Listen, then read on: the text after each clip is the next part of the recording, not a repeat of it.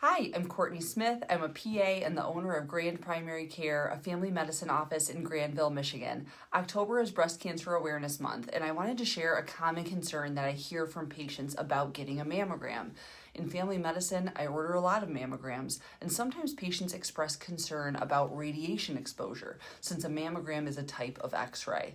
I think this concern comes from a good place. People are recognizing that in general, we should try to avoid excessive exposure to radiation when possible, because more exposure to radiation can increase the risk of different types of cancer. But I want to put that radiation from mammograms in the right perspective. The total dose for a mammogram with 2 views of each breast is about 0.4 millisieverts.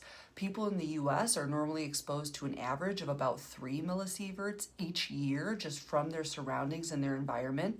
So the amount of radiation in a mammogram is equivalent to about the same amount of radiation that someone would otherwise be exposed to naturally over the course of about 7 weeks. And this amount of radiation is about equivalent to the radiation exposure if you were to fly from New York to California.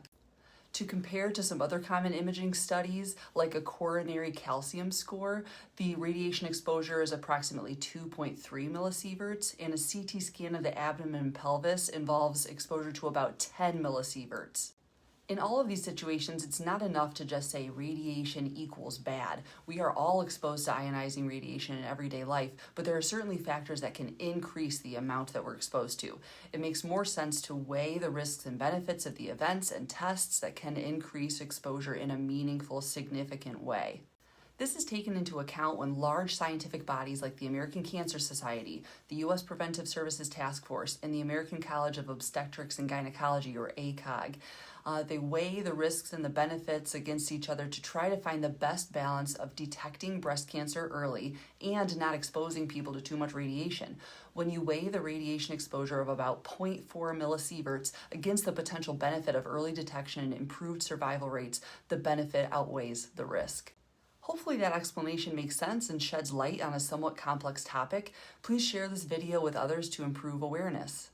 If you're due for a mammogram and a breast exam, or if you have questions about breast cancer risk and prevention, you can schedule an appointment at Grand Primary Care, where I am accepting new patients. Please visit grandprimarycare.com or call 616-333-5913 to learn more about becoming a patient and schedule your first appointment.